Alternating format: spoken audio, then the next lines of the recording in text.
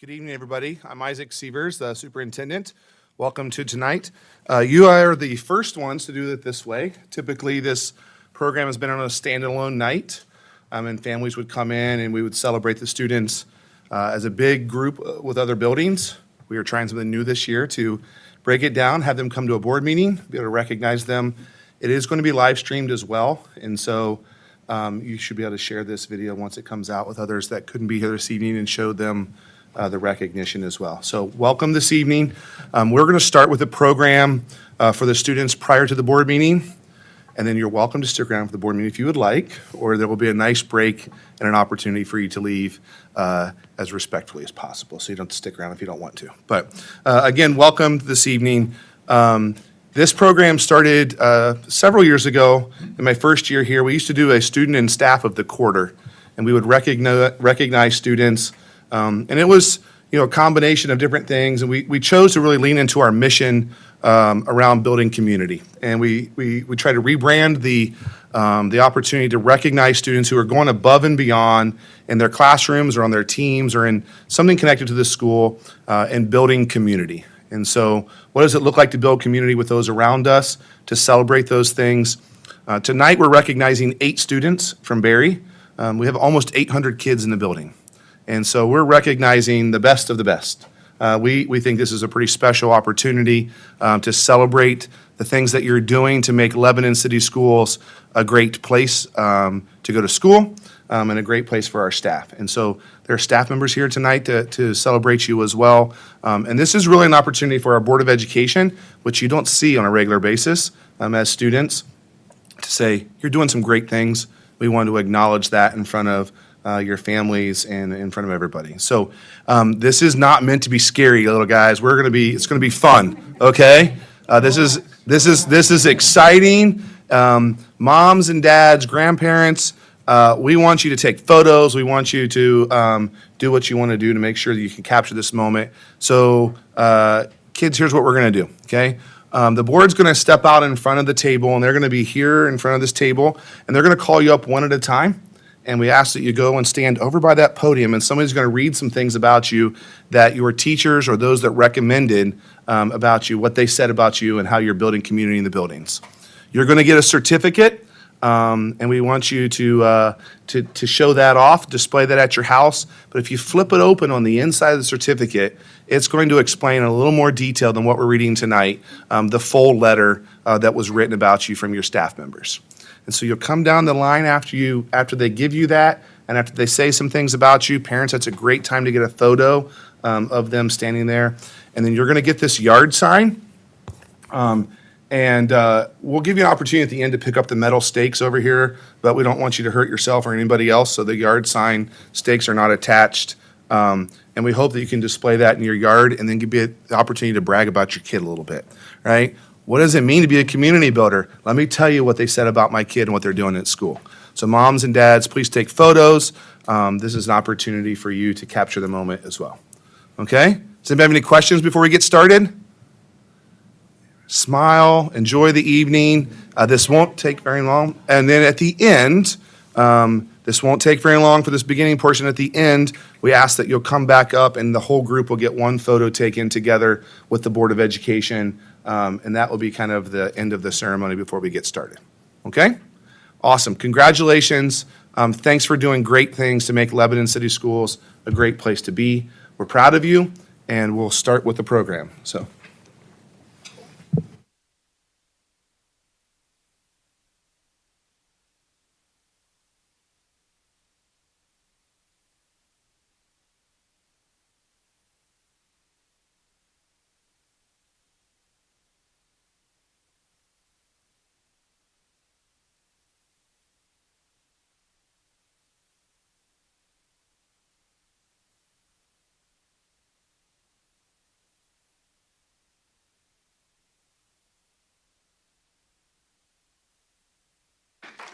I like your shirt a lot better than the one you were wearing Friday.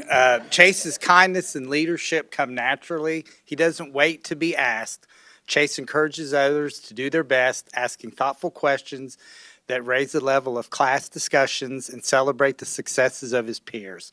He treats teachers, staff, and classmates with kindness and respect, helping to create a classroom environment where everyone feels supported.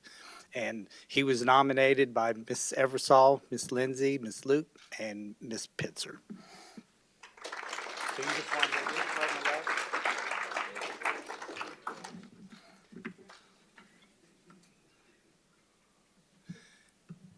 Next is Tania Cokes.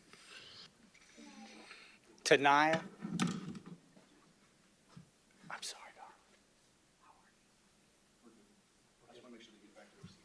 Oh, okay, I'm sorry.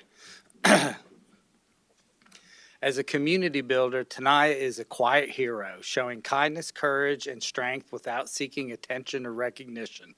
She helps others in small but meaningful ways, always noticing what needs to be done, whether it's lending a hand to a classmate or taking care of a classroom task. She perceives through challenges with both grace and determination. And she was nominated by Mrs. Mount, Miss Swisher, Miss Davidson, Miss Sutton, Miss McIntyre, and Cooper Vallone. Thank you.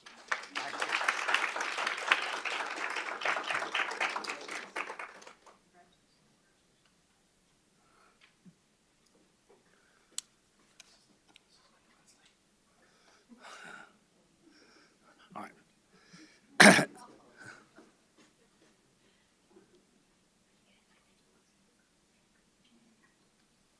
All right. Next is Czech Chamad. And Czech is not here. Okay, I'm going to go ahead and read it. Czech consistently shows kindness and respect to his classmates, both in and out of the classroom. In class, he checks in on others to make sure they're doing okay and uplifts peers with encouraging words like it is beautiful and you are too. Czech's thoughtfulness, leadership, and reliability make him a valued member of the classroom community. So, and now I will turn this over to Mr. Gliani.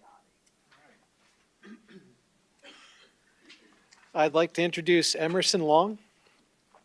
Emerson, were you doing acrobatics at a recent volleyball game? How about that? All right, you should see her. All right, awesome. Emerson demonstrates outstanding leadership, kindness, and respect towards everyone in her class. She consistently shows empathy and patience, encouraging classmates to participate and supporting those who work at a different pace. Through her quiet leadership, Emerson inspires her classmates to model the same respect and inclusiveness that make their classroom community so strong. And she was nominated by Brenda Schwederman, Evan Oatman, Megan Riva, Tamara Montes, and Karen Ealing. Congratulations and thank you. Keep it up. Oh, there you go. My pleasure. Thank you.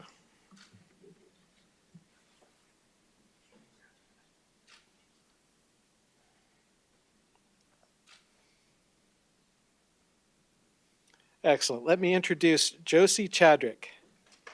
Where's Josie?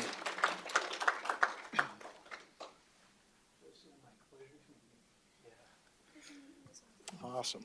Awesome. Josie is an exceptional student who not only thrives academically, but also actively strengthens her classroom community. Whether in large groups or small partner work, she ensures everyone feels heard, included, and valued. Josie's talent as a writer is matched by her empathy and mentorship. She crafts children's stories with care and provides constructive, affirming feedback to peers, helping them grow in confidence and skill.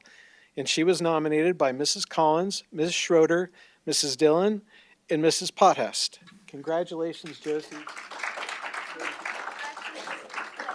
Claire? All right. Awesome.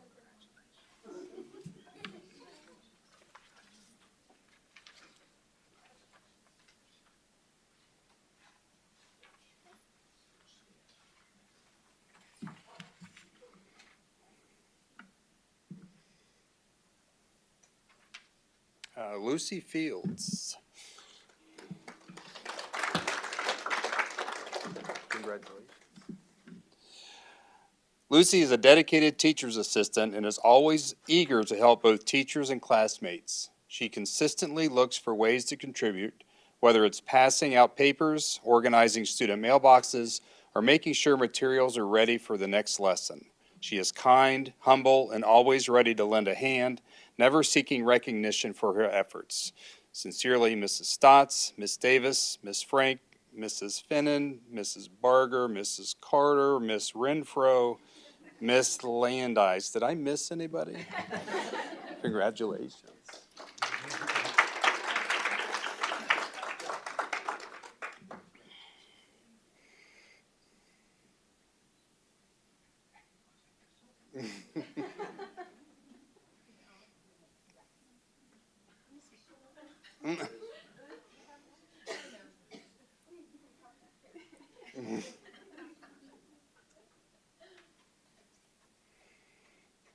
And Quinn Tepe.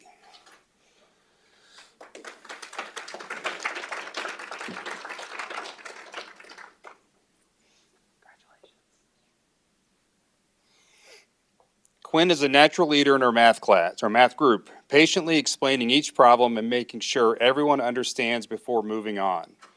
Quinn starts each day with a smile and energy that inspires her peers to engage in learning. She brings a nurturing presence, encourages others to do their best, and approaches every task with grace, perseverance, and a willingness to accept feedback. Sincerely, Team Crush Teachers. Congratulations.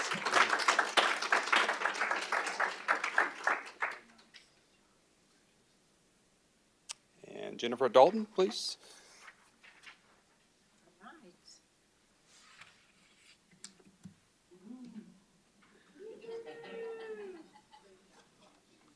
I'd like to invite up Ashlyn Fields. Ashlyn? Is she here today? She's not here? Okay. Well, I can read this for Ashlyn.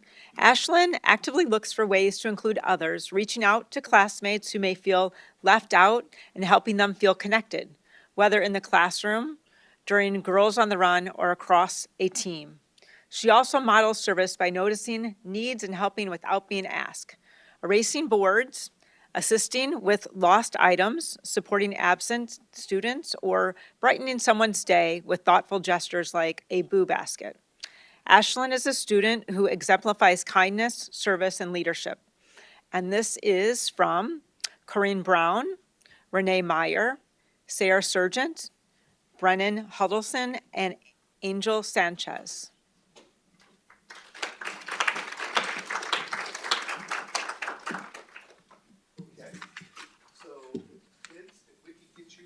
So I want to ask that you leave your signs with your parents except Chase. Could you bring yours? I would like one. Okay, I need you to be right up here for me. You guys can leave your signs and things with your parents and come forward for a photo. Parents, this would be a great opportunity if you would like to get a group photo with them or them and the peers. Kids will have you in the front.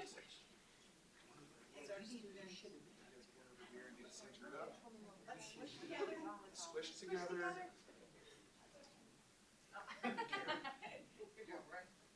We got one more coming here. Come this way. Come this way. Are you ready?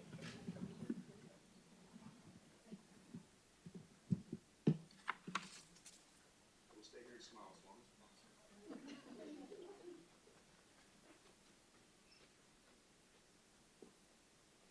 Okay. Awesome. Congratulations. Oh, one more. Sorry, I didn't stay as long as kidding. Awesome. Okay, now, hey, find a good place to put your signs if you're going, okay? Okay, find a good spot. We have the metal stakes over here. If you want to grab one of those before you want to go, you're welcome to stay for the board meeting if you'd like to do so. I want to say before we leave real quick, thank you so much for coming. Thank you for partnering with us to educate your kids. They're phenomenal, and the things that were said about them tonight are a great example of what we're hoping to do.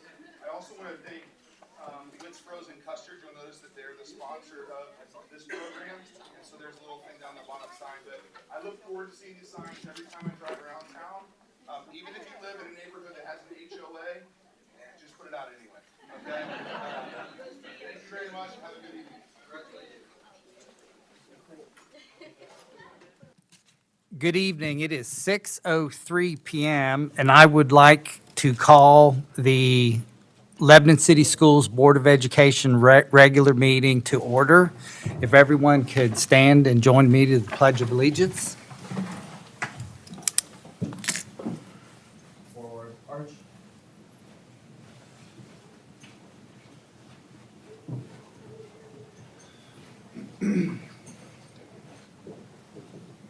Color guard. Hold. Left face. Carry colors. Present colors. I pledge allegiance to the flag of the United States of America and to the republic for which it stands, one nation, under God, indivisible, with liberty and justice for all. Carry colors. Order colors. Colors turn. Arch.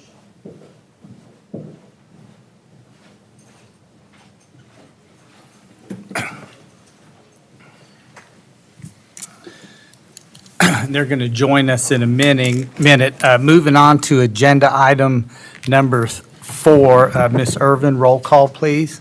Mr. McCutcheon? Here. Mr. Gliotti? Here. Mr. Lane? Here. Mrs. Dalton? Here. Mrs. Cope?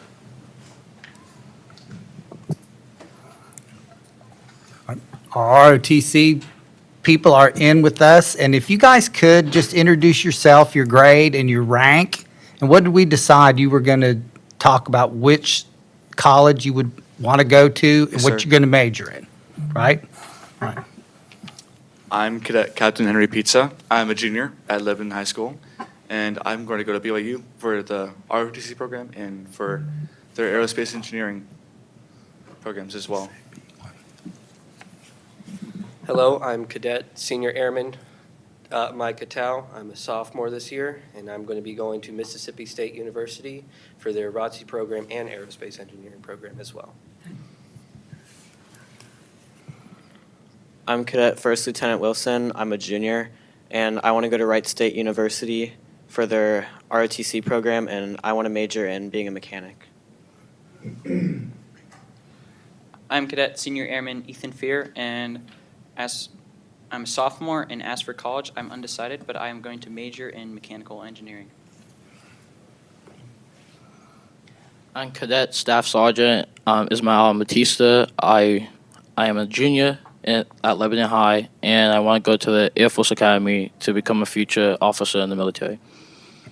Excellent. Thank you. Thank you guys very you. much. And somebody's going to go to Start Vegas in a couple of years, right?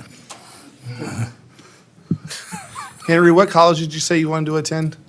BYU. Okay. Very cool. Thank you.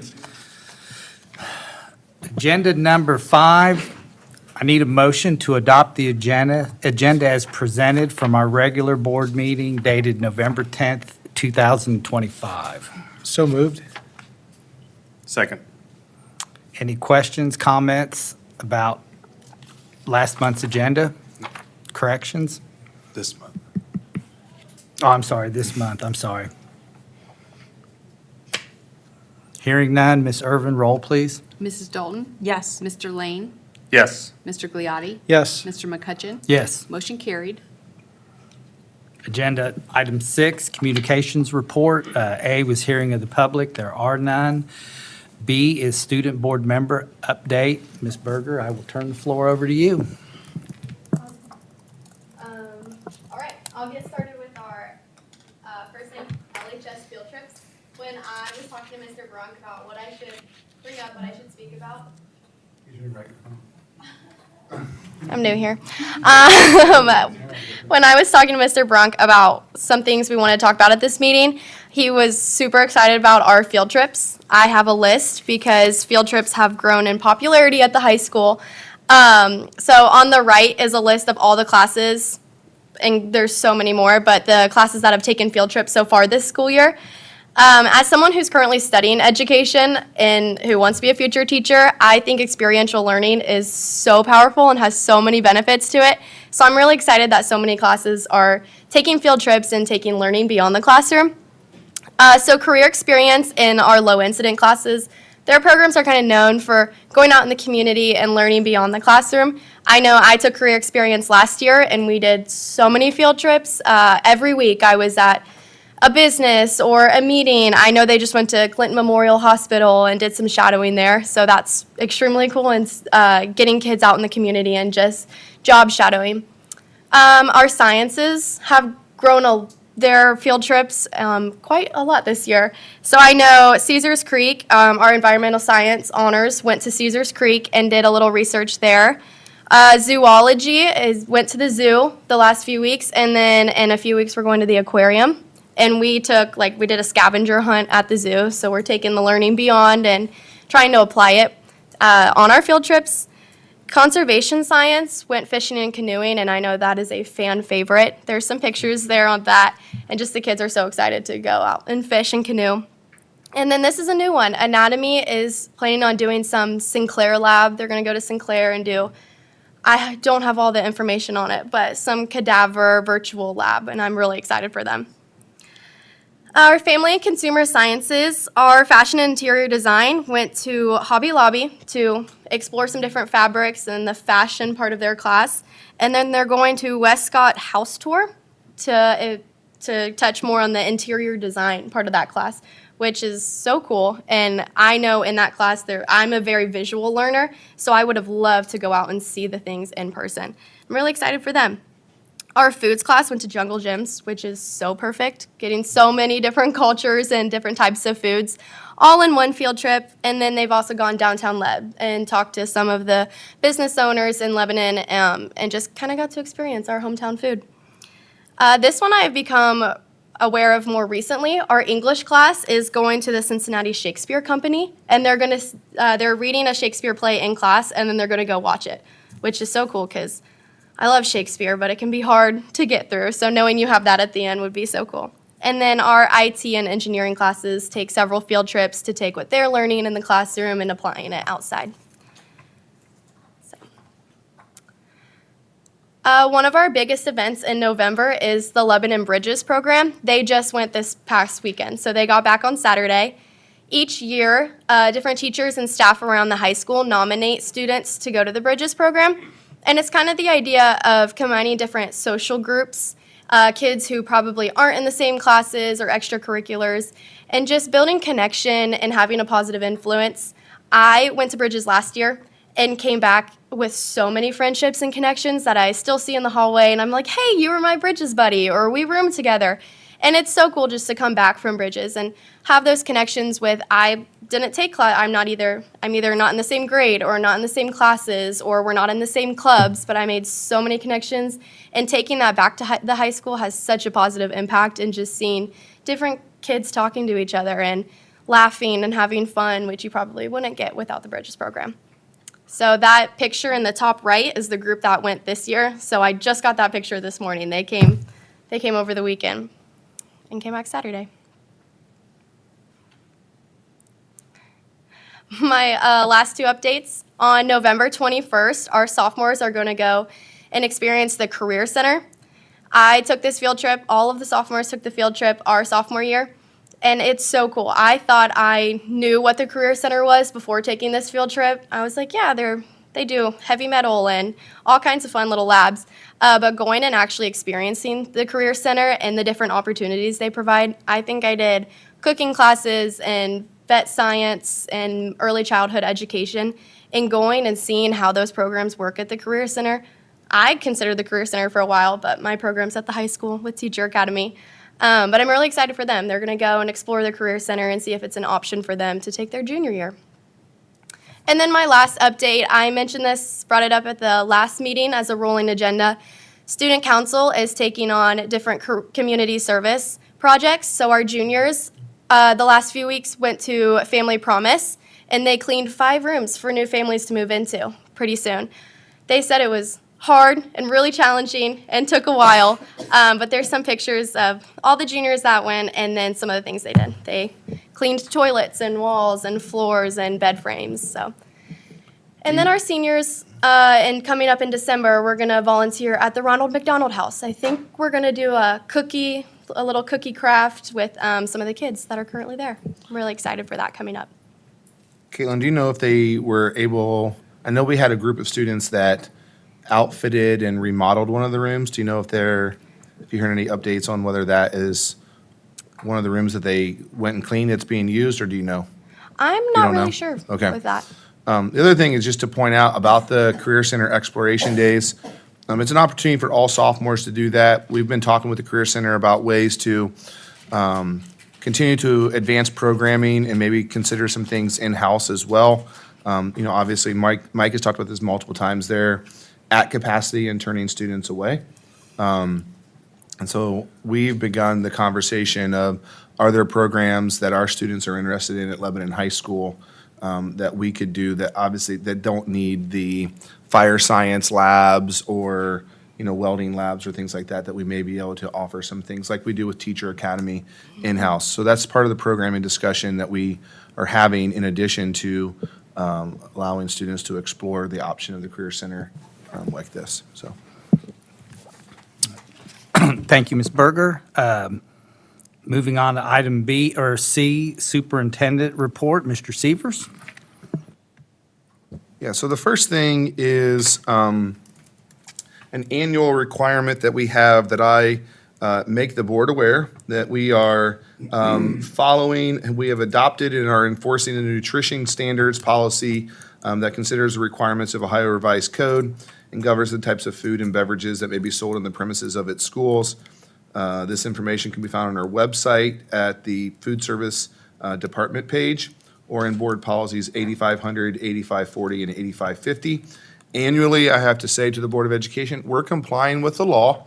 And then after this meeting, I have to upload the minutes this week to a ODE required submission that shows this letter, the fact that we've talked about it with the board.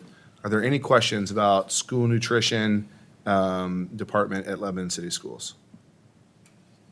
No. We gave the update more recently, more in depth, but I want to make sure I covered that tonight. That's fast. Moving on. The next one, we'll provide an overview of where some things stand with the strategic plan. It's requested by a couple of board members that we regularly touch base with this, and I wanted to give you an idea of what we've been working on. And this is a dashboard that we're maintaining internally, just to kind of give you an idea, and I will touch base on a few of them as we go here. So I'm going to try to make this a little bit larger to let you know how this has been broken down. We'll see if I can do this. It's not the best way to present it, obviously. So I'm not going to make it that big. We'll see if we can talk about it separately. So the way that the strategic plan was adopted and then implemented, we broke it down based off of some training and some coursework that our administrators had done through Xavier University on project management. And so those of you who have done anything with project management, they have a thing called a RACI chart, RACI, who's responsible, who's accountable, who's consulted, and then who's informed. And in this situation, informed is typically the same people, the superintendent, the Board of Education, so we've left that column off. But to give you an idea, we met in early October as an administrative team around the life cycles of these things. And really the work of the strategic plan was, what is the work that we should be doing as a district? We did put out a survey and got input from our community, from our staff, from our students. And, this does not set, in most situations, does not set, by this date, we're going to achieve this thing. The first iteration of this was, what is the work and that's the school should be doing, and what's important to us as a district, and then how are we working to accomplish that? So we've set benchmarks for example, academic performance and support. This is an annual process. I'll talk about a couple things more in depth here, but this is an annual process where we assess where we currently are. Our student achievement results come out in the summer. We talk about them in the fall. From that list, we make recommendations as administration and looking at what are the areas of improvement that are needed. So we claim the benchmark is done here, but annually this is going to be something that we start the process over every year, and we review the results of that. The other part of this is we've begun to collect on this document, what are the types of things that we will be reviewing and assessing? So state testing results, iReady, Ames Web will be reviewed annually and propose, and a process is always ongoing. And so there's a cycle to this. And what we've done and established in this is what is the cycle and the life cycle look like on these processes. So we talked about this at the September board meeting. Where are the areas that we did well on the state achievement test? What are areas we've identified? We've identified early literacy as a continued focus with our third grade reading guarantee scores and the early literacy score. We've identified some needs in secondary education in terms of our English language arts.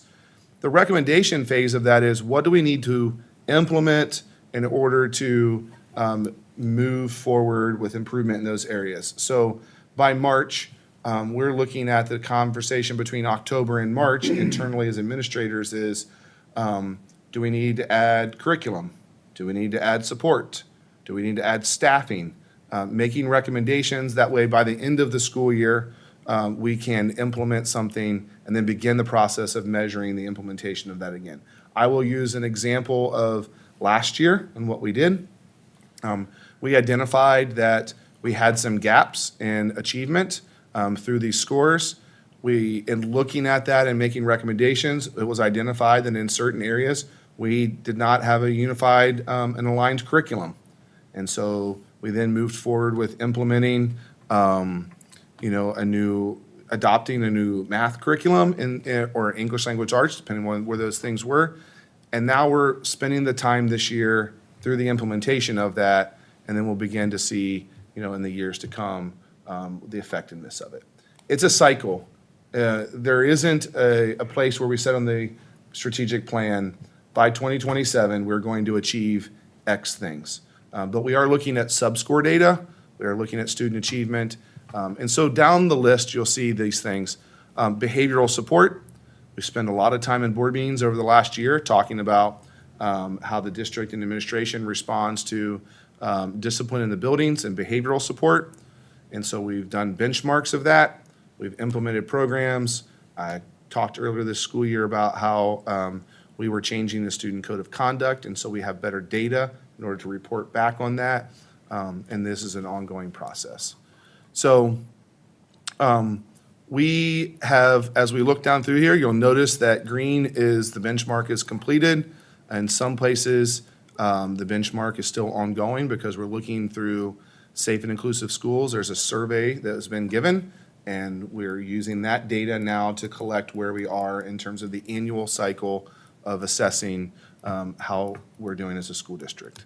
So this is something I can share with the board. You can see that as that goes. We are also working at this point in time to say, for example, academic performance 1.1, what tools are we using to assess the information and create the benchmark? What are the recommendations? And putting this into a document that we can share not only with the board, but then publicly as we've had these conversations, then what are the recommendations and implementation that's happened as a result of this? So we are working on creating that with our communications department, our administrators, and also with the folks from the impact group. I will say that I know specifically as a school district, we are doing work at Lebanon High School right now, and it's work that I began with Mr. Reynolds previously and looking at pathways. And so we'll be making a recommendation here in the next 2 months from Lebanon High School around pathways within the building. And so identifying the different options for students. I'm going to use Isaac Sievers as an example. I went into high school thinking I wanted to be an engineer. And so going into high school thinking I wanted to be in engineering, are there pathways that we can establish? And we have dedicated pathways through Project Lead the Way STEM courses, higher level math and sciences. And so we can help better advise students along the way. And then identifying, are there areas of weakness or areas of needs in terms of our planning for students? Not every kid is going to take career experience. and have the opportunity to do that. It's a limited number of students in the building, and we have 1,600 kids in that building. And so, but how do we make sure that every student has the option to know what they're interested in, what's it going to take to get there, and our advising and counseling and support along the way is, Isaac, if you want to be an engineer, here are the types of courses you should be taking as a freshman to prepare you to be able to take, the upper level maths and sciences as a sophomore, junior, and senior. And we feel like that's a gap that we're missing right now. And Mr. Reynolds and I and Mr. Grayler were working on that last year, and now that's been shifted to Mr. Brunk. And so we'll be making a recommendation to the Board of Education on some changing of the course description guide and processes for that probably in January to get it ready for scheduling to happen beginning in February and March. So you can see as we go through this plan here, again, working on the best way to present this to you as a board, but you asked where we were on some of these things. I wanted to let everybody know what's happening. I will talk down here about 3.4, fiscal responsibility and transparency. As a result of strategic planning work, Karen and Wendy worked collaboratively to create promotional information about the Treasurer's Department. It's been published, it's been sent out to people, we've shared it, and so how do we better communicate our fiscal responsibility and transparency? It's something that came out of the strategic plan work. How are you managing money? Where's the money coming from and where is it going? And we were able to respond with a plan for that. And that's really our effort going forward. And then the last thing I will say here, you'll notice on this line 17, comprehensive facility analysis. I had a response this afternoon from the architect we're working with in terms of assessing our current facilities, doing an enrollment study. So out of this, I'm leading the conversation with the group of people around what are the next steps for us to present to the Board of Education the work. Is that work that was going on previously? Yes. But it also puts it forefront for us of these are the priority for us to do. So I will begin regularly talking more about this and sharing the document and the work that we create with the board. If you have any questions about something specifically, I would be willing to provide that to you. But in terms of the conversation this evening, just to kind of let you know what we're doing now, the majority of things on this list are cyclical, annual processes. And it's been good for us to have the conversation around what's the work that we do and what's the timeline and the producible, document at the end. So that's what I have. If anybody has any questions for me from the board.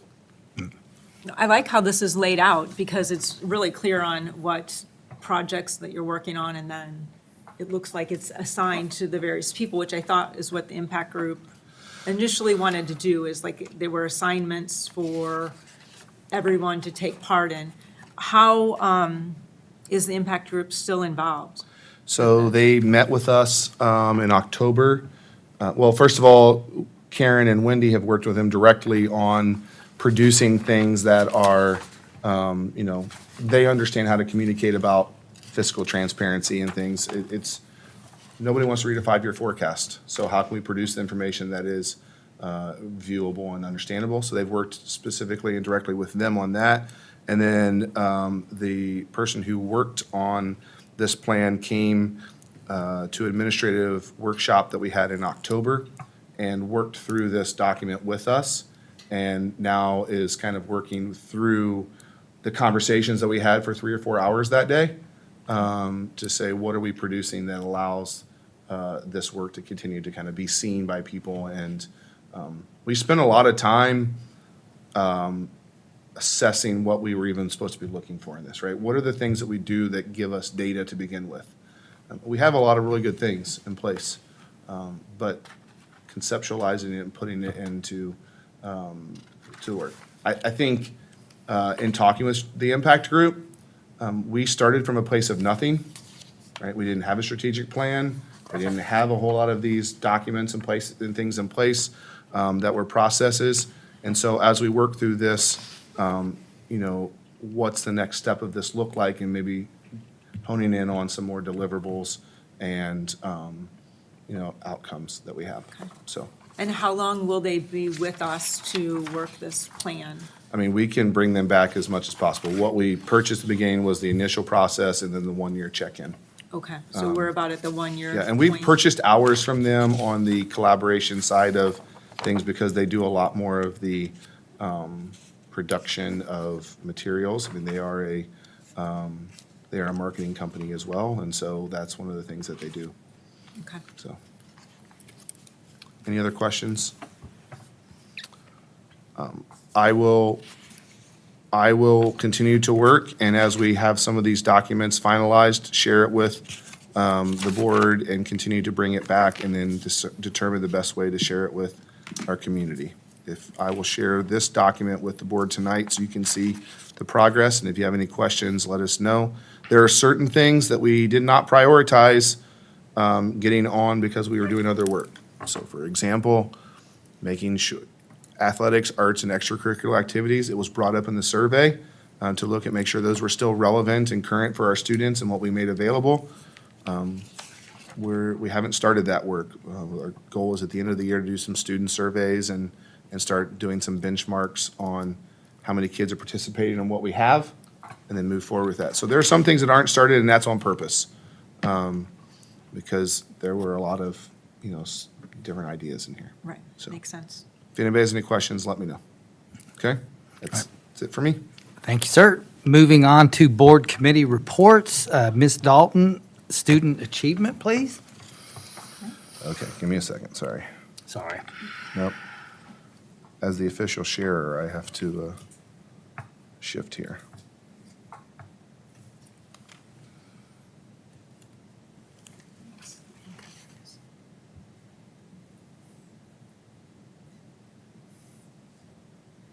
Okay. November report. I think we can go to the next page. Okay. First off is at Berry. We want to thank Pilot for donating $10,000, a STEM grant, and that goes to projects involving space, hydroponics, robotics, and physics. So a lot of hands-on science for our students at Berry. This is Mrs. Russell in this picture here, and we have a STEM elective where kids rotate through. That is one of their rotations there in the building, so it's a great hands-on opportunity for students. This is our 23rd annual pumpkin drop, which is a tradition at Donovan. And we want to thank the City of Lebanon for providing the bucket lift and the PTO for providing all of the candy bars to all the students. The students, I packaged up their pumpkins to protect them from the drop, but I'm not sure how many pumpkins actually survived the drop, but that was I cute. think I how heard they- it was around 12. Oh, that's good. Yep. It's an interesting adventure at the end where they just drop several pumpkins that aren't protected at all. And you see some kids get disappointed about a little crack, but their ingenuity actually, splat. yeah, they didn't splat. So it was a pretty good object there, so. In addition to this, if you flip back one more time, but it's not, okay. In addition to this, the second grade decorated small miniature pumpkins, and they're literacy pumpkins. So they decorated them as a character in one of the books that they read. So that's kind of a correlation to Halloween, the pumpkin drop, and something that's academic in there.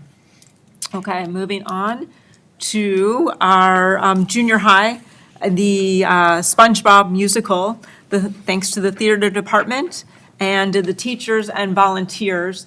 There were 60 talented junior high students and 15 supportive high school students as a part of this production, which I'm sure took hours and hours to put together and to make it a success. So thank you for everyone involved with that.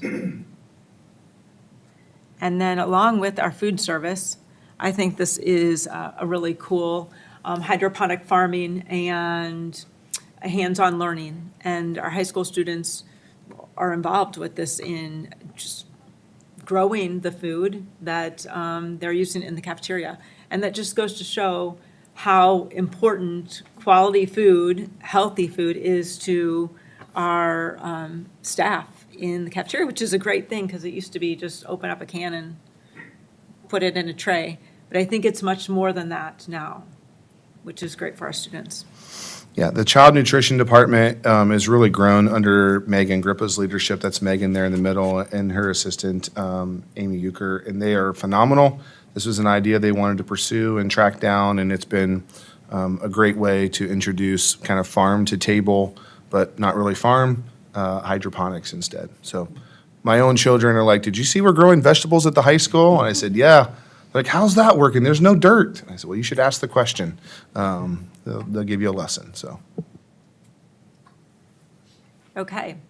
Another great program that we have are 41 student-led clubs called SLUBs, and that's at Berry Intermediate. And they meet once a quarter.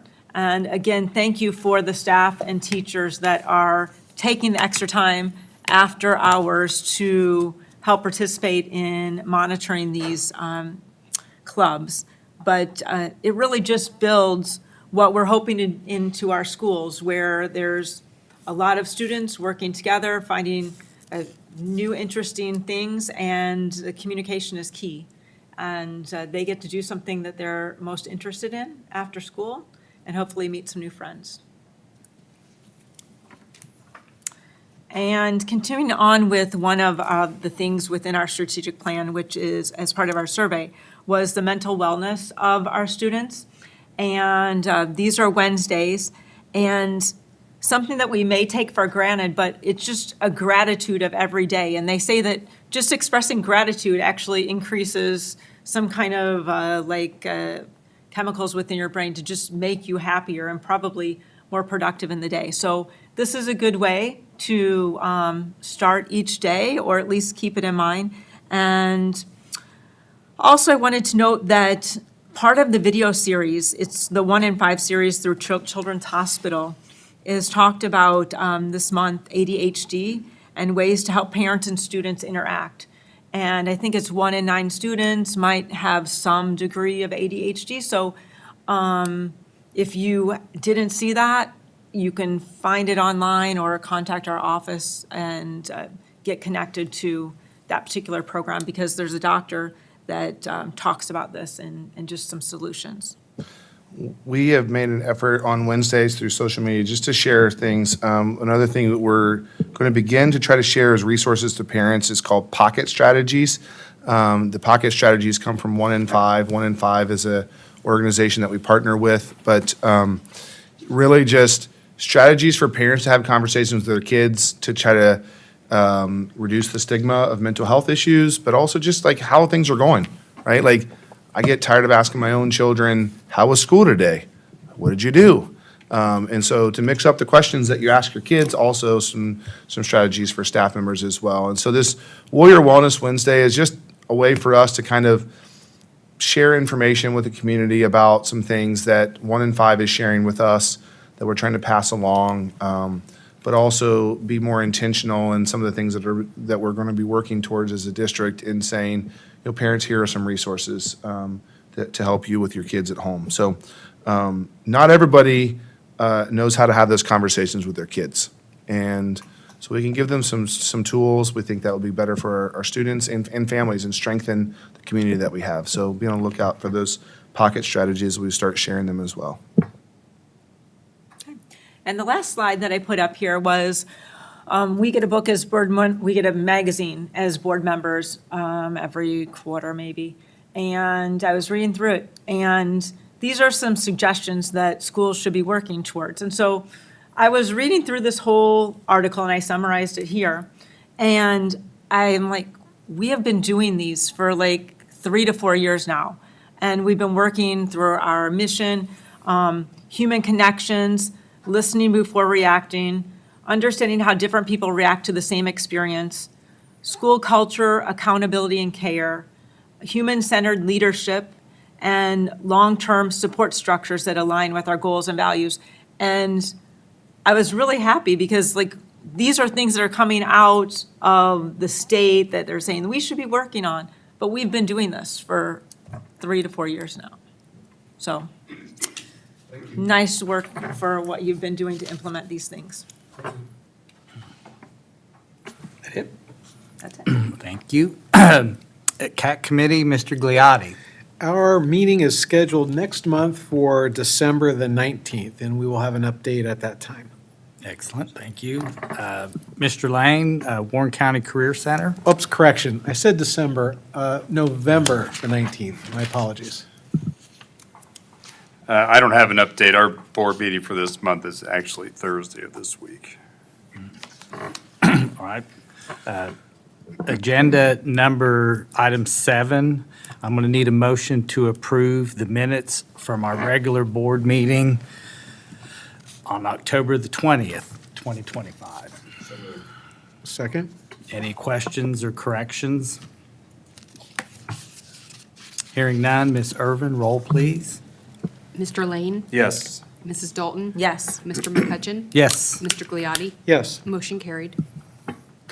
Agenda item 8, these are financial consent items. I'm looking for a motion to discuss our financial consent items A through F. So moved. Second. Ms. Irvin? Yes. Okay. I apologize if I start coughing. The snow hit my throat a little early, I think. Okay, so we are a couple months in, 4 months in now. So normally this month I would be providing you all with an update on our forecast, but we did that back in October. So this is our current forecast. Nothing has changed thus far. Unless the board wants me to, my plan is not to update the forecast unless something significant happens in the legislature.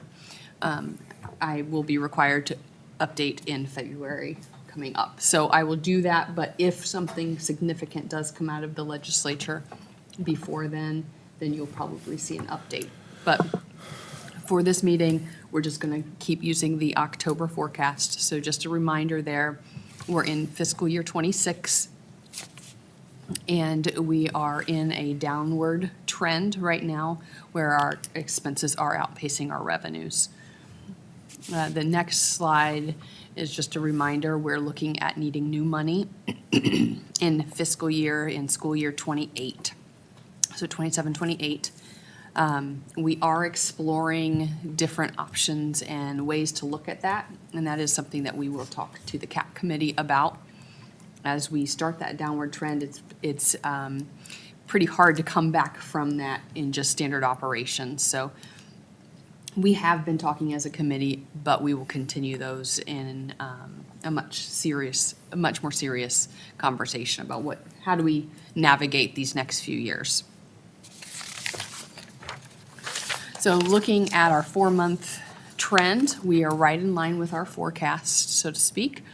Again, the gray bar is where we're at right now, our actual.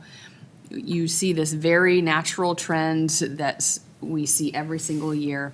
We get our property taxes at the first part of the school year, then we don't get significant revenue, and we spend down until January timeframe. We start getting property taxes in February again, and you see that natural upward trend. Right now, we're looking at 123 days of operating cash, ending the year with about 105. One of the other things that I would like to talk with CAC committee, and I'd mentioned it before, but a cash balance policy. So really taking a look at, is 120 days the target we want to stay at? And so that's something that we'll be talking to them about as well. Looking at our actual receipts and expenses, we have received about 42% of our revenues. And that is much higher than the target you would think at 33%. As I always say, because we get those property taxes, property tax drives our revenue. It's our primary revenue. We are, as you can see, very close from the variance from the forecast to actual. So it's expected, we're trending as expected currently, which is great. On the expense side, we're slightly less than our target, which is always the trend that we see, well, typically that we see this time of year. you can see there's a much larger variance there. So last month, we had the same issue. We had some supplemental wages payments that happened in October. They will also happen in November. That should bring that variance down to much closer to what we anticipate. Those happen only certain times in the year. And so wages being our largest expense, that's why you see that large variance there. Any questions? I'd like to say something real quick. Karen mentioned that she would redo the forecast if there were significant changes to funding. We are watching closely. The state legislature wants to get significant changes done to property taxes prior to the end of this calendar year, so they can go into effect in January. And they've also announced that they're going to be done with their term prior to the holidays. They'd like to be done by November the 19th. So that leaves us about a week to where significant things could be happening in Columbus.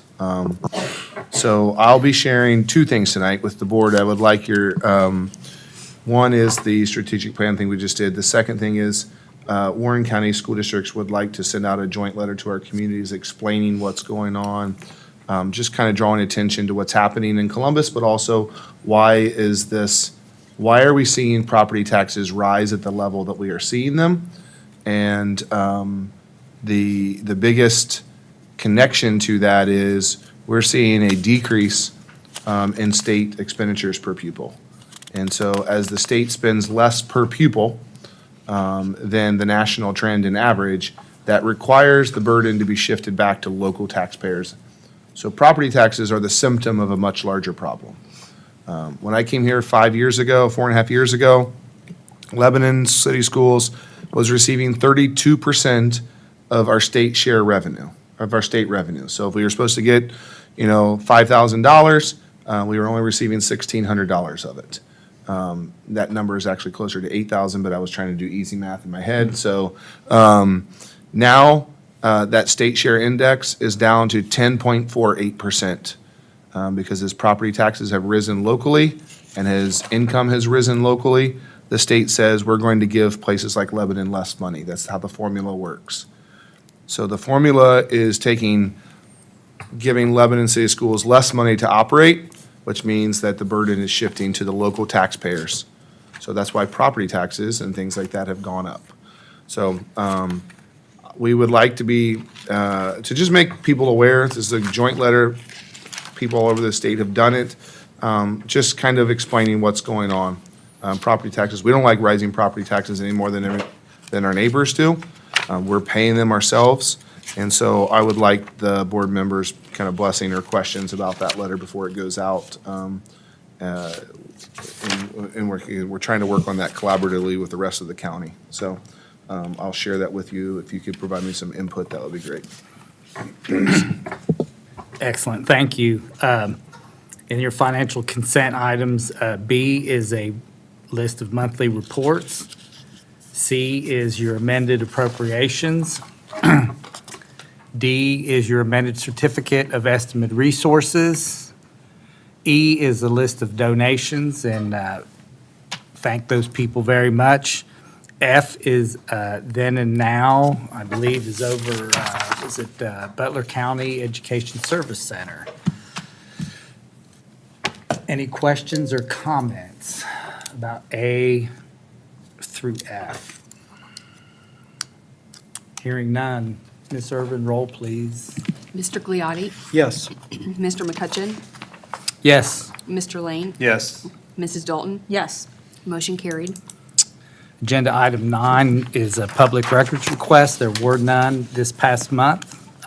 Agenda item number 10, policies. I need a motion to approve the final reading of the following 35 policies, please. So moved. Second? Second, thank you. Any questions, comments, Mr. Severs? I had some questions today. Mrs. Dalton, did my answers today? With regard to the The strategic board, plan? the board policy. Oh, yes, With thank those- you. Are you good with those answers? Yes. Okay. Thanks. Just a question on, which one's the phone policy? Which one is that? Phone policy is personal communication devices, number 20, policy 5136. There we go. So the plan is, under this, that beginning with second semester of the high school, no at lunch. The plan on this is that second semester of high school is the implementation of what the Ohio State Department intent. of, the state intent Yeah. was. So have we communicated at all to the students that that's coming? We communicated that to students at the high school. We also communicated it to parents in August in a letter that I sent home in August to talk I about the could not policy. remember, so.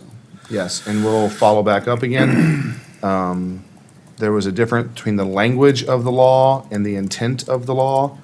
And everybody around us has followed the recommendations from Ohio Department of Education and the governor's office, which was more in line with the intent. The intent was schools to be a phone-free school environment throughout the day. The law specifically says instructional time, but it doesn't clarify what instructional time is. The governor's office then clarified they thought instructional time was everything, including lunches. And so the policy change and the recommendation from the Ohio Department of Education and Workforce is to follow the intent of the law, which is a phone-free school environment. I support that because I think what we found out, was it probably a couple years ago now, that the junior high actually was much more engaging conversations during lunch when their phones were not allowed. The junior high feedback is that the students were much more engaged with each other than, yes, when the change was made. And I think it will be a shift. It's going to take time, right? In the same way that last year was a learning process and it took time. Kids are creatures of habit and addicted to phones just like we are. And so we're going to have to slightly better in year 2 than it was in year 1. And enforcement and how we implement that is going to be important. So Yep. we will begin the communication of that again. I can tell you that my own children that attend Lebanon High School know that the phones are going away in January, so I'm pretty sure it's been an ongoing discussion about. I can usually tell when it's lunchtime because I get a few texts from somebody that's going there Yes, as well. yes. Usually, and I always say, why are you on your phone? And the response is, it's lunch. Yep, exactly. But, All right, thank you. okay, Mr. Severs, the data and the feedback from those moves have only been positive from what I've seen. As a board, we have not had complaints, nor have we seen issues this year with this, correct? not that I'm aware of. The feedback I receive from students is they want their phones back. That's what they Yes. tell me when they see me. I get a lot of important feedback from students, like today should have been a snow day and things like that. I think in general, some kids have enjoyed the process because it's been a freedom for them, and they've actually said that. I'm a better student.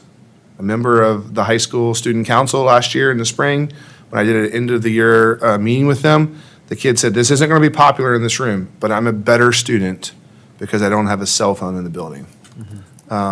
Because I was choosing to use any downtime I had on my phone. We have seen a decrease in student discipline. We've seen an increase in student passage of classes. Good. So our F list of students failing classes at the high school has gotten smaller, and our student discipline has gotten smaller. Whether they're directly tied or indirectly, it happened at the same time. So, Yep, thank you. yep. Well, and also, if people want us to prepare students for the workplace, you don't get to bring your phone to work very much. So might as well start it now. So, any other questions or comments about the 35 policies? Ms. Irvin, roll, please. Mr. McCutcheon? Yes. Mr. Gliotti? Yes. Mr. Lane? Yes. Mrs. Dalton? Yes. Motion carried. Agenda section number 11, other educational consent items. I need a motion to approve other educational items. So moved? Second. Okay, we got two of them here. One is to approve an overnight out-of-state trip for the cheerleaders and one for the a cappella choir. Questions? Ms. Irvin, roll, please. Mr. Gliotti? Yes. Mrs. Dalton? Yes. Mr. Lane? Yes. Mr. McCutcheon? Yes. Motion carried. The only comment I have to have is now I need to look up where Nordonia, Ohio is, because I have no idea. Yeah. I don't have my right glasses. I can't see it. If anybody's wondering if I'm saying things, it's pretty blurry today. So, all right, agenda section number 12. I need a motion to approve the personnel consent items A through K, please. So moved. Second. And I'll go ahead and read through these as best I can. A is a list of retirements, and I'll point out Carol Ayler. Wow. Yeah, she told me that at the pumpkin drop, and Yeah, congratulations to her, but she will be missed. she will be missed. She'll be a first ballot Hall of Famer, I'm sure. B is some resignations. C is employment pending acceptable BCI FBI background checks. D is some substitute employment. D1 is substitute for certified. D2 is substitute trainee bus drivers. 3 would be permanent building subs. E is supplementals for the junior high. F is our normal board resolution for the employment of non-licensed coaches. G is supplemental volunteer coaches pending their acceptable BCI FBI background checks. H is a list of status. I is volunteers. J is our list of absences. K is long-term certified substitute teachers. I want to point out a couple things there real quick. We have had a lot of, our HR department is working overtime right now to find replacements. So we've had some resignations for some medical reasons or personal reasons or just, moving.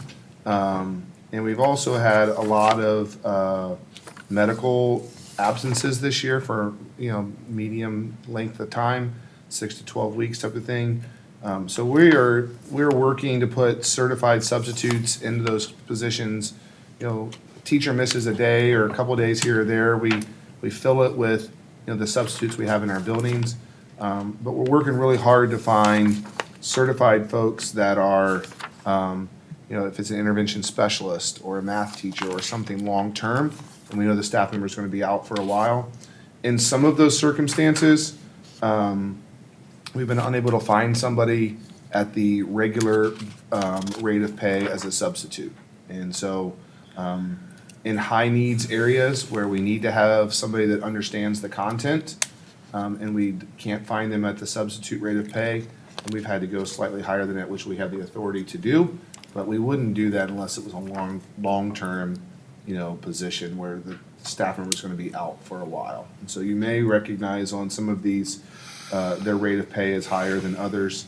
It really depends upon the availability of subs and the difficulty in finding a sub in that content area. So we can always provide our students with the most qualified applicant possible. So I wanted to clarify why that is different on that from time to time. The other thing is,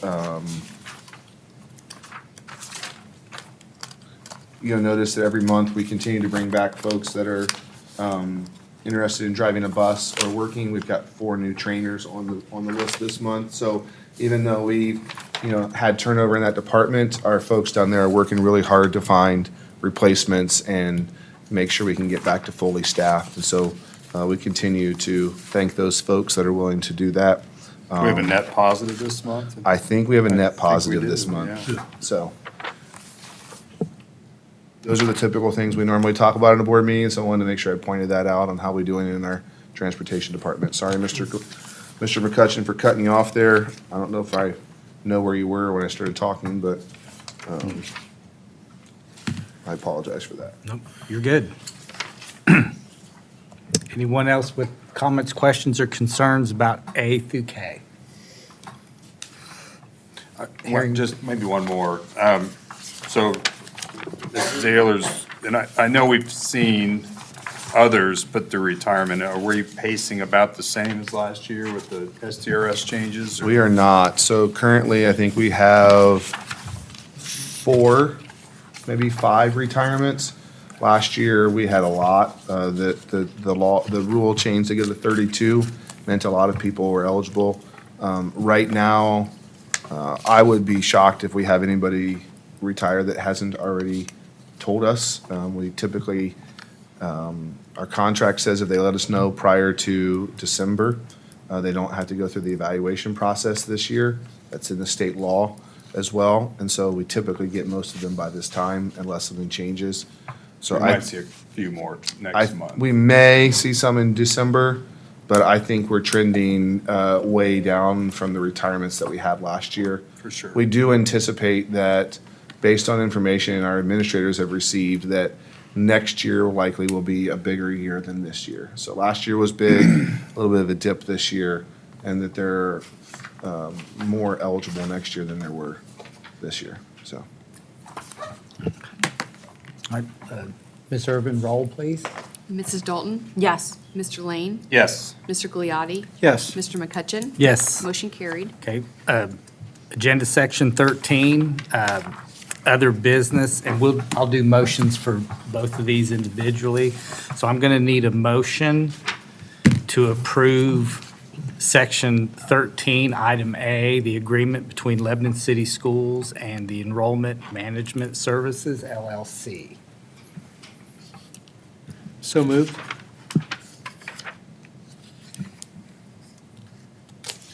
What is that exactly? It's an insurance benefit So if- provider. if you can motion to bring to the floor, Oh. then we can. Second. It's Okay. a insurance consultant. So it's an insurance consulting company based out of Madeira area. And what they do is they provide for schools, they're doing this service with a lot of schools in Southwest Ohio. Closest to us is Kings, and have been working with Kings for a while. They're an insurance company. They started by selling insurance. They were an independent insurance company. And it started, this line of their work started because the owner of the company had, I believe, 10 kids, and 7 of them had cystic fibrosis. So as you can imagine, the medical bills were extremely high. They were going regularly to the hospital. Somebody at the hospital said, have you ever considered filling out this form, this waiver thing? And they began to meet with these people from Cincinnati Children's and realizing that there's really a gap. We all have insurance, but helping people navigate the insurance and understanding options available to them. And so they started with adding on to insurance benefits to support the clients, the end users, so our employees, and making them aware of options that may be available to them. As a result, it has the impact of possibly helping to save the employer side of things because they're getting family support. And so if they can get them support, then we can reduce our expenditures in terms of overall insurance expenditures, which saves on renewals in the long term. They don't work for us. They work for and they work with our employees. And so they have the ability to sit down with them and say, here's my situation. My wife works at a place that has insurance benefits. Here's their insurance benefit package. Here's Lebanon City Schools insurance benefit package. And they will sit down with the employee and say, you know what, here's what it costs on your spouse's plan. Here's what it costs on your plan at Lebanon. This would be a better decision for you financially. And they're not advising them if it's not. Or do you have complicated medical situations? They're not talking to us about them as their employer. They're talking to this insurance provider, and they help them find solutions that are beneficial to them. So it's a service. It's an additional benefit that we can offer our employees. And it also is something that in the long term, we think could save the district. And there is a part of the agreement. They're not going to charge us for the service until we get enough savings to pay for that. So there's the option, and we want to negotiate with our employees the option of some financial incentives. Like if it's not cheaper to go to your spouse's, then the district paying for the gap in between, if that's a better option for them, or some options like that. What we're finding as a district is our insurance benefits are very good, even compared to other school districts around us. So we are a destination plan. We're not changing that plan. There's no part of this is changing our plan. But as districts around us and employers outside of education, the majority of them are getting to the point where they're saying, if you have insurance through your spouse, then your spouse can't be on our plan. So we don't have that option. They can take our benefits, whether they have an option through their spouse or not. And so we've become a destination plan for people, which is raising our costs. And so what we're trying to do is provide options that will be beneficial for our employees, that could also be mutually beneficial to the district. So this is a company that our insurance consortium is promoting, and we've done the research on. We think it'd be a good thing for us to do. We've had some employees that have begun to meet with them already through the open enrollment process, and have been respectful of, thankful for that option, so. So this agreement would allow us to enter into a contract with them. And then obviously, if we can't get to the savings and things that we need, then we have the option of getting out of it without paying more for the service. Is that Yeah. fair, accurate, Karen? Yeah, I think the only big thing that this was introduced to us by that consortium. So we're part of several districts who come together to buy our insurance basically to get a better rate. This was introduced to us because Kings, who had it and has had it for several years, is getting such good renewal rates. And the question was, why are you getting such good renewal rates? It's because they've had this service for so many years, and they prioritize our folks who have high medical needs. So some of the resources that we don't hear about because we don't have those medical conditions, they are experts in, because that's what they are working towards. So really helping, it's a service for our employees, like Mr. Sievers said, but at the end of the day, it's going to help us and our renewal rates, which again helps the district, but it also helps the staff members keep their insurance rates low. Any other questions on agenda section 13, item A? Hearing none, Ms. Irvin, roll please. Mr. Lane, Yes. Mr. McCutcheon, Yes. Mr. Gliotti, Yes. Mrs. Dalton, Yes. motion carried. Then agenda section 13, item B, I need a motion to approve the Lebanon High School Student Recognition Program proposal, please. So moved. For second? We Okay. discussed this a couple months ago, is that correct? We discussed it. I sent it to you guys in an email, and I think you said, please bring it to the board for a discussion. So last year, again, it's actually been a topic of conversation for a couple years at the high school with our guidance department and administration, around how are we recognizing our students. And it really started because we're starting to see, and it's been this way for a while, and I'm going to describe it as the game, playing the game, as it talks about in number 3 there, where we feel like students are not taking courses they want to take because they're not honors or weighted classes.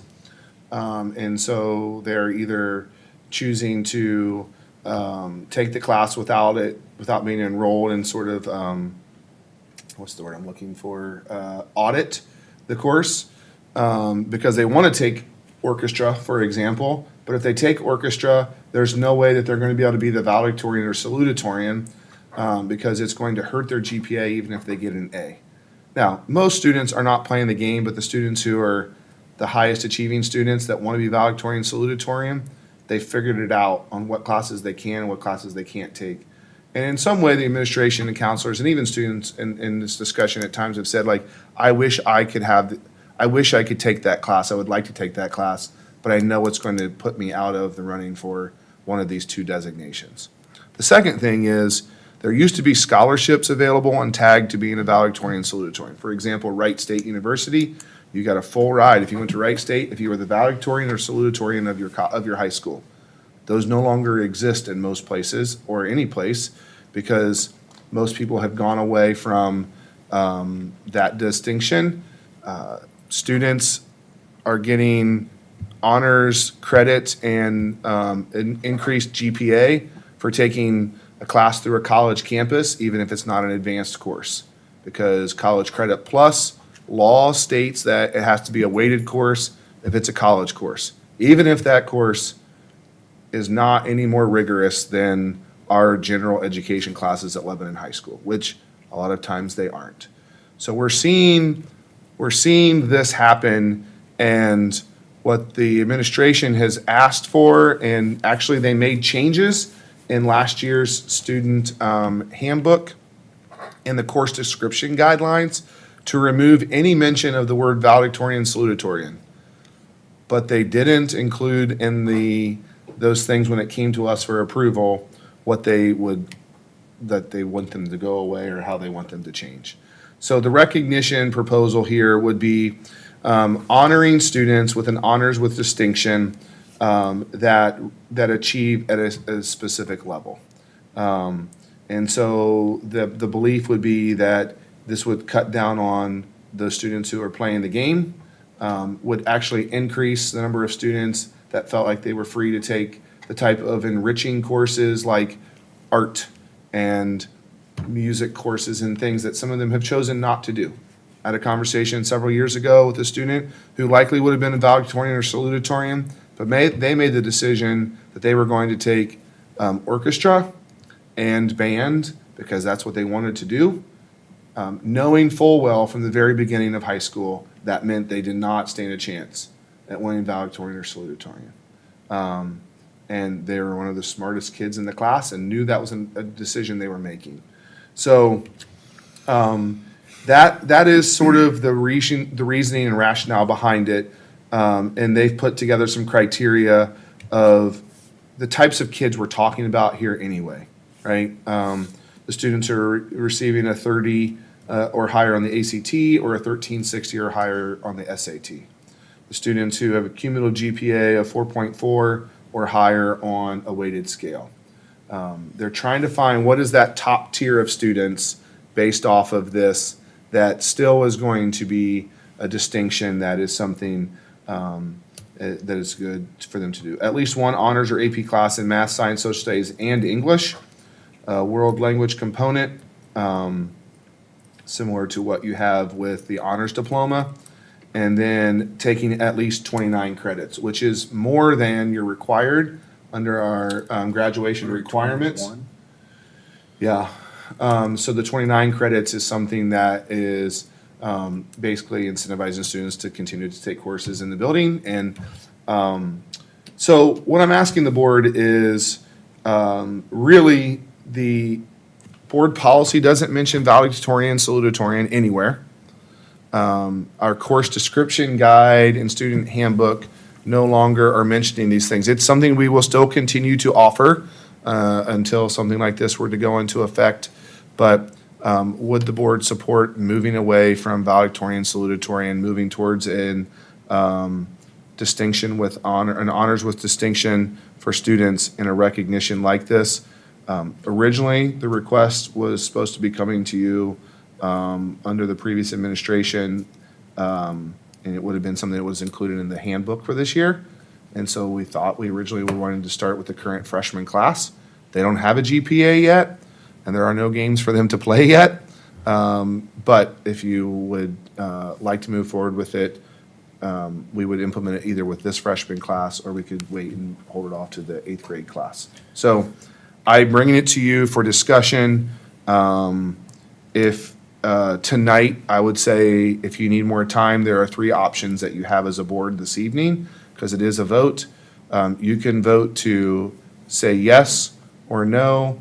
the board policy allows for you to table an item, which tabling means you then would vote on it in the next meeting immediately preceding, or immediately after this one. That would give you some time to make a decision if you feel like you need more time to make that decision. So, So I have a couple observations.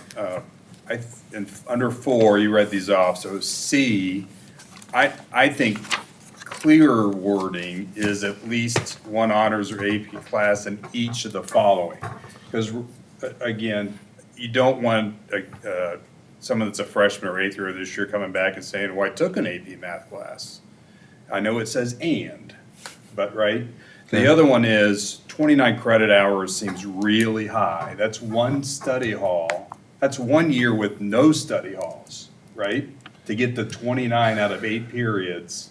except for the majority of students are coming into high school already with 3 high school credits before they start.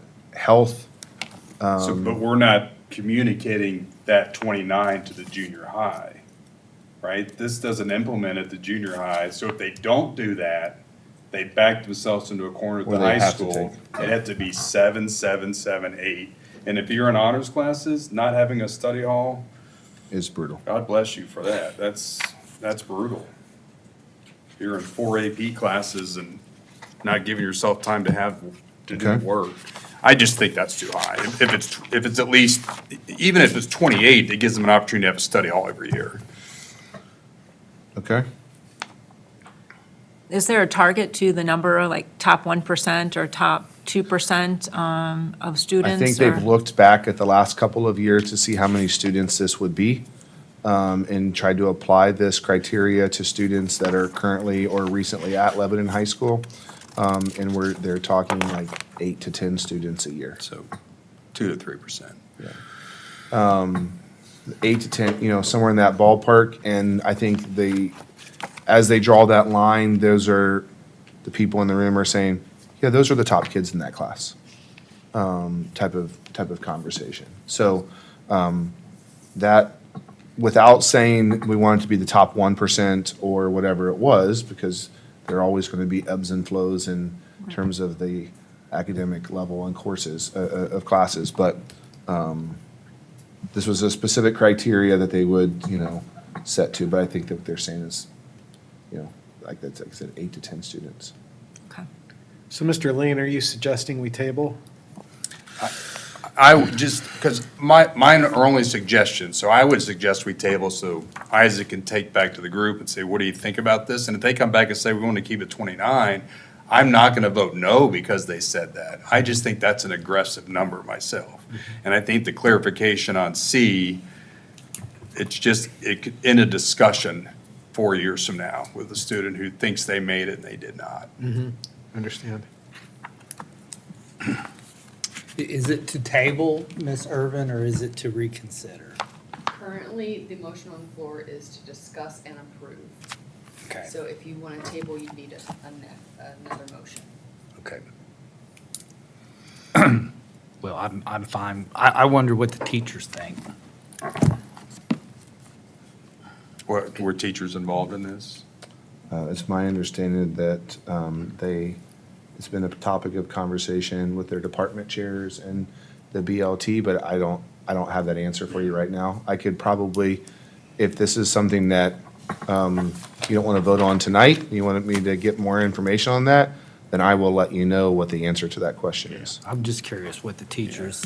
I think directionally, I'm a big fan of this. That is a change of view of mine. I've always been in favor of valedictorian and salutatorian, but I know that gaming's going on, so.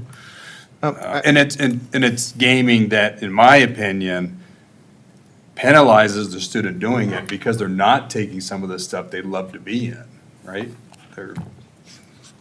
I like it. I agree. I would say this, there are several in Warren County that have a similar things already. We've already shifted towards the Latin honors, the cum laude and the summa cum laude things, in a way of recognizing students. And those don't go away. Those don't go away. This is in addition to that. It's a higher honors of distinction. I would this is not something that has been brought to our attention by students, but I do know that in a district in Warren County, the students took it to their administration because it was, for the students that were in this situation, it was causing them mental harm. So what if between now and the next meeting, you also went and talked to the National Honor Society? When's the next meeting for that? I think that would be that's your group, right? Go talk to them and get their feedback. I will bring both those things to you.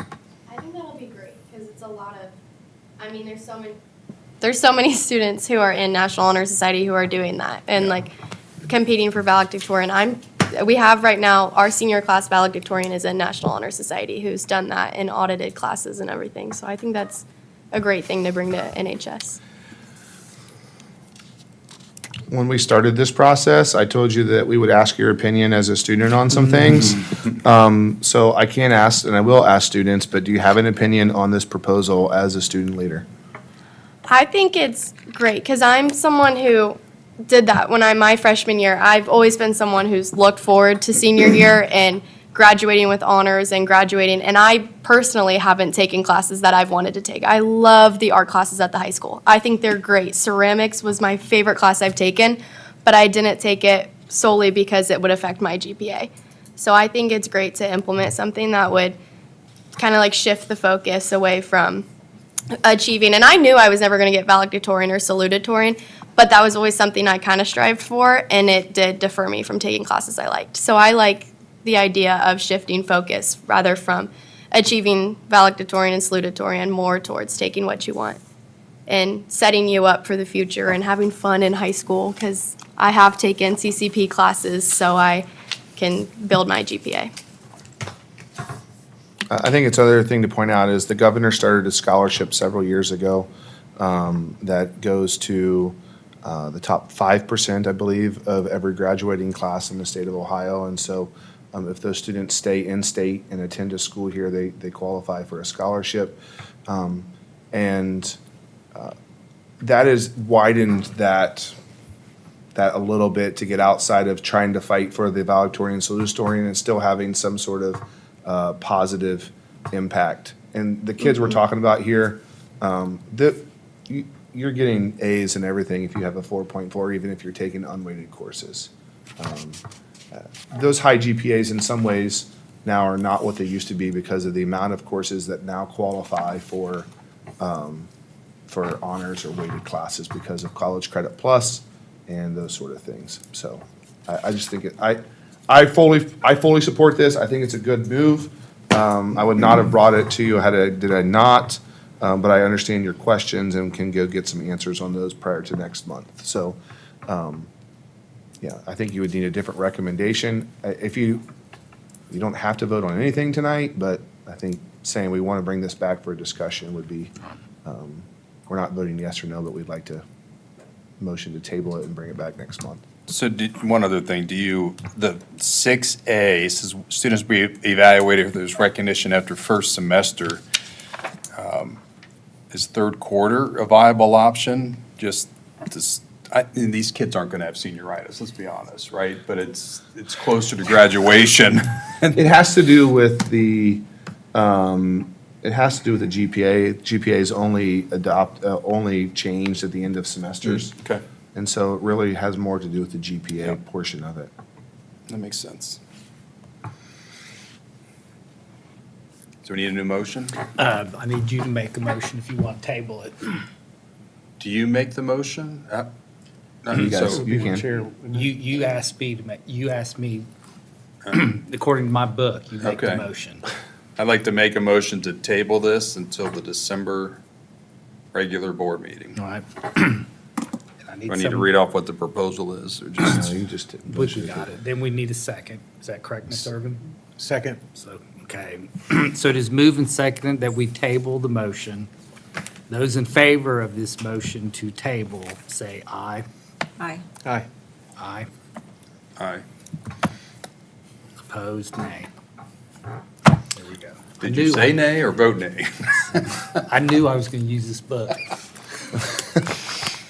I will get you the answers prior to the board meeting. Okay. Number 14, board comments. Anyone have any comments? I have a few. I'd like to thank Mrs. Coleman, Mrs. Dooning, and Mr. Back for allowing me to speak to 5 bells of students about careers, and my apologies to the 5 bells of students to had to listen to me, but I hope that was valuable to them. I really enjoyed it. I hope But you didn't do the same thing I did in one of the classes. I said 6, 7 back to back, and it's part of my conversations. I did bring my glossary of student communications, which included 6-7 and a number of other things. So, yep, they were impressed with how fluent I was, I think. But I also want to thank Mrs. Ruber for the pumpkin drop and all the city, the students. That was really a lot of fun. It always is.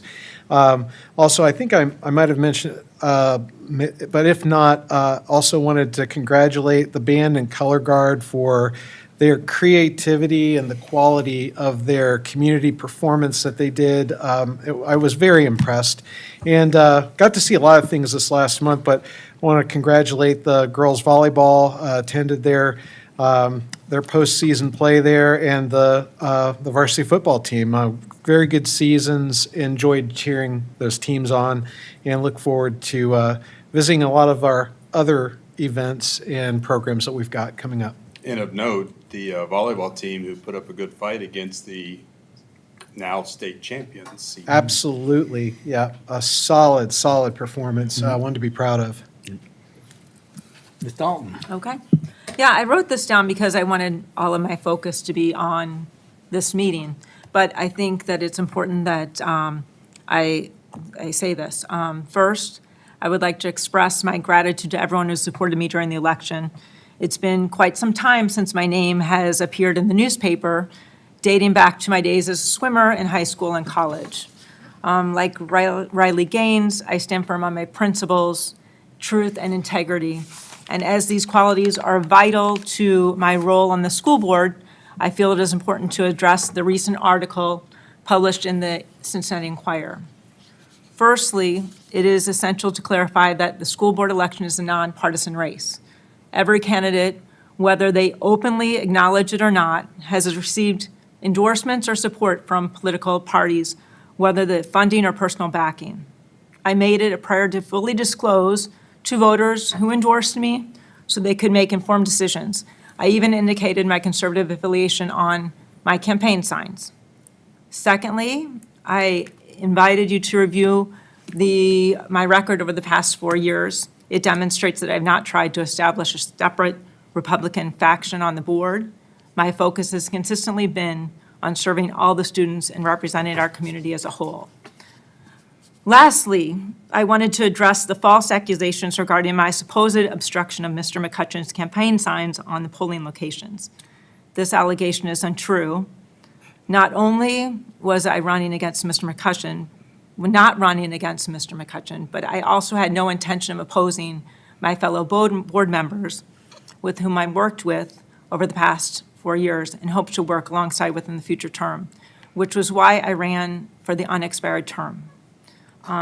Thank you once again for your support, and I look forward to continue to serve our community with integrity. Mr. Lang? Yeah, so one thing that Isaac said earlier was about the amount of the tax dollars that are decreasing at the state level because of the rich environment of Lebanon, right? The rich community of Lebanon. And I did air quotes for those of you that couldn't see that. I have personally reached out to our state representative and asked for more support for our school district, and yet I think if the parents in this district did some investigation, they would find out that we have not had one single vote in favor of our district from our state representative. And I would encourage everyone to look into that, and let's find a way to actually support public schools and our taxpayers by not taking money away and giving it to other programs. That's all I'm going to say. All right. I will keep my comments to myself. I did address some concerns. I'm sorry, Ms. Dalton, but I never said you put chairs in front of my signs. I just didn't. but it was hilarious. We need to enter into executive session for the purpose of considering the employment, appointment, compensation, or discipline of a public employee or official. May I have a motion to enter into executive session? So moved. Second. Ms. Irvin, roll please to enter in executive session. Mr. McCutcheon? Yes. Mr. Gliotti? Yes. Mrs. Dalton? Yes. Mr. Lane? Yes. Motion carried. The board will now enter an executive session at 7:29 PM. No action will be taken during or after this session, and thank you all very much for joining us.